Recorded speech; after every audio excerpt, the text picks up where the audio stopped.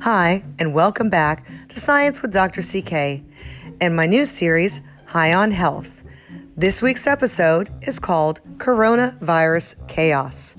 I decided to do this episode because of all of the sensationalization that I've seen going on with the coronavirus, and I wanted to give you a true perspective based on science and what you needed to really know about the coronavirus. And so we'll begin with talking about what are coronaviruses. The coronaviruses are actually a large family of viruses, and there are hundreds of coronaviruses that are known so far. These viruses can cause illnesses in animals or humans. Now, most of the viruses will circulate among animals, including pigs, camels, bats, and cats. And sometimes these viruses can jump from animals to humans, and this is called a spillover event and can cause a disease in humans. Now, these diseases can range from the common cold to causing more severe respiratory infections. There are 7 coronaviruses that are known so far to cause human diseases, and 4 of these will cause mild diseases. Those were the ones I've listed. And 3 times in the 21st century, the coronavirus has caused outbreaks from being emerged from animal reservoirs to causing severe disease and global transmission concerns. 3 of the coronaviruses that have been known so far that can cause severe illnesses in humans are SARS, also known as the Severe Acute Respiratory Syndrome. This actually emerged in late 2002, and it disappeared by 2004.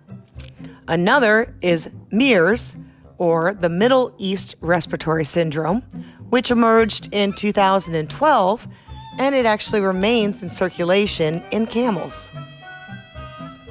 And the third is now known as SARS-CoV-2. And it's a disease that has been named the coronavirus disease 2019 from when it was discovered. And it's abbreviated COVID-19. COVID-19 emerged in December of 2019 from China. And there's a global effort underway to contain the spread of this disease. So let's take a deeper look at COVID-19. It is an infectious disease caused by the most recently discovered coronavirus. It's a new virus, and this disease, they were unknown until last year, December 2019. It was first detected in Wuhan, China, and now it's been detected in almost 90 locations internationally. In the U.S., 19 states so far have reported cases of COVID-19 to the CDC. If we look at Figure 1 from the most recent report of March 9th, 2020 from the World Health Organization, you can see areas around the world and the confirmed number of cases. Well, what are some of the symptoms when you have the COVID-19 disease? Some symptoms that you might see, most common symptoms, include having a fever, being tired, and dry cough. You may also have aches and pains associated, nasal congestion, runny nose, sore throat, or diarrhea. Now, with most viral infections, these symptoms can begin mild and then gradually get worse. And so that's part of the concern, is because some people don't know that they're infected because they may not show symptoms and they may not feel like they're actually sick. It all really depends on individual humans and human health and their bodies. Now, the important thing to know, and I'm going to stress this, most people, it's estimated about 80%, will recover from the disease without needing any special treatment. All right?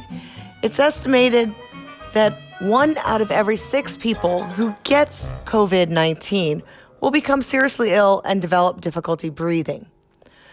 People that really need to be concerned include people that are older, and also people that have already compromised immune systems from underlying medical problems. Things like high blood pressure, heart problems, or diabetes, right? So if someone has a fever or cough or difficulty breathing, they should seek medical attention. This is the same as with any other viral infection that we have, influenza A. Same advice that people are given is that if you have these symptoms, then you go see a doctor. There are people that die from influenza A as well. Well, how exactly does COVID-19 spread? This disease can spread from person to person, and how this spreads, that they know of so far, is from small droplets that are excreted from either the nose or the mouth when you either cough or exhale.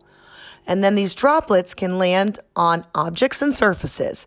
So if somebody has COVID-19, expels these droplets on a surface, and then somebody else comes by and touches that surface, then they have to touch either their eyes, their nose, or their mouth in order to get the infection.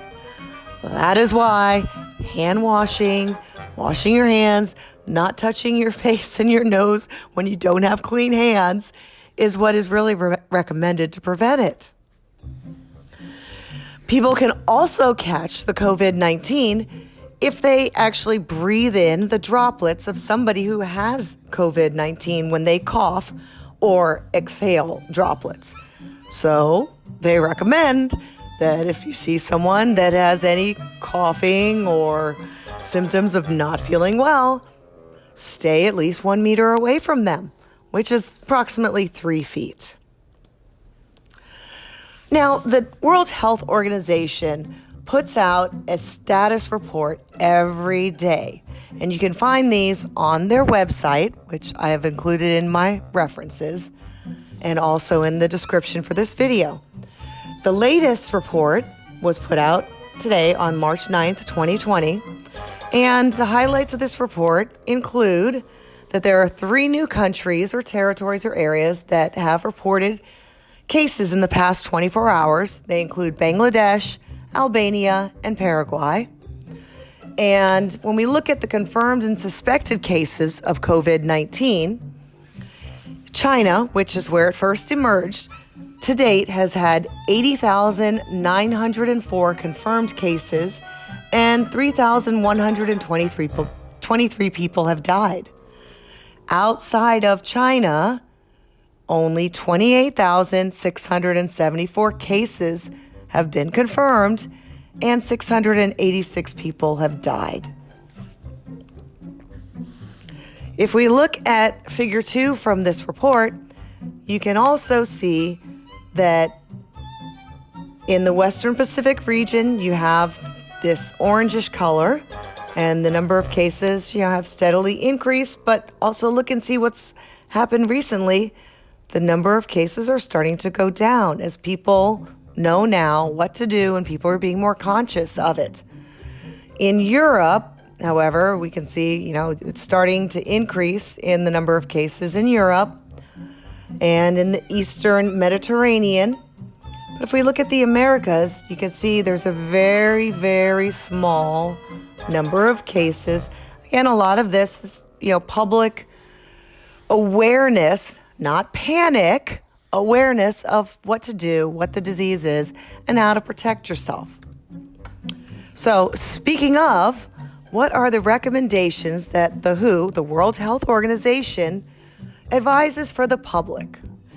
Number 1, if you are not in an area where COVID-19 is spreading or have not traveled from an area where it is spreading or have not been in contact with an infected patient, your risk of infection is low, okay? And it's understandable that people feel anxious about the outbreak. So what can you do? Get the facts from reliable sources, and that will help you to accurately determine your risks so that you can take reasonable precautions. I've been hearing so many people have been canceling conferences and conventions, and there's, in my opinion, just a huge not a public awareness, but a panic with people. And again, that's one of the reasons I decided to do this. Now, here are some frequently asked questions that people might have when it comes to the coronavirus. Should I wear a mask to protect myself? According to the World Health Organization, you should only wear a mask if you are ill with COVID-19 symptoms, especially coughing, or if you're looking after someone who is ill with this disease. A disposable face mask can only be used once. So if you are not ill and you are not looking after someone who is ill, then you are wasting your time and your money with a mask, and you're wasting it for people that actually need it. All right? There's a worldwide shortage of masks. So people need to be cautious and just aware that if you don't have it and you're not taking care of somebody, wearing a mask is completely unnecessary. Another question, are antibiotics effective in preventing or treating COVID-19? All right, again, antibiotics are used to treat bacterial infections. The coronavirus is a viral infection. Antibiotics do not treat viral infections. They only work on bacterial ones.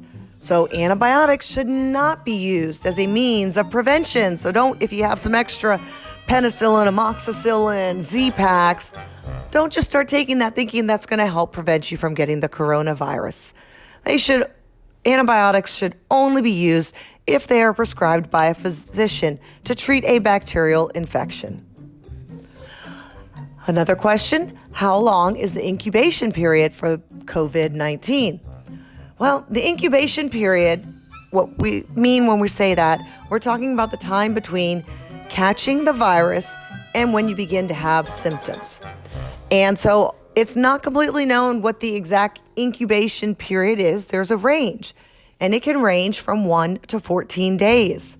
The most common length of time that you will wait and see that you have symptoms or may feel something is around 5 days. Another question, how long does the virus survive on surfaces? It's really not clear how long the virus that causes the COVID-19 survives on surfaces. All right. Some studies are still studying this and figuring it out, but preliminary information says that it can persist from a few hours or up to several days. And this will vary depending upon the environment, all right, depending upon the temperature, the humidity, the surface that you have. And if you think a surface has been infected, all you need to do is wipe it down with a simple disinfectant. All right. And you can clean your hands with an alcohol-based hand rub or wash them with just regular soap and water. I have friends that are teachers and they can't get the antibacterial wipes for their classrooms where they've got kids that carry, they're like little incubators for diseases. I used to call my kids little vectors. They'd catch things at school and they'd bring them home and give them to me. And so there's a huge problem with people not being able to have the antibacterial wipes to help with other situations because people are going out and going nuts and buying every antibacterial product they can have. Biggest thing, and you should always do this, no matter what, avoid touching your eyes, your mouth, or your nose. And so here I have some resources for you. Essentially, the World Health Organization, you can go to their website and find up-to-date information. The CDC also has a lot of information. And NIH, the National Institute of Health in the U.S., again, has a lot of up-to-date information. Biggest thing that I can say to people is let's stop the coronavirus chaos. Let's be informed, responsible humans and take care of ourselves and be conscious of everyone else in the environment. That's it for this special episode of High on Health on Science with Dr. CK.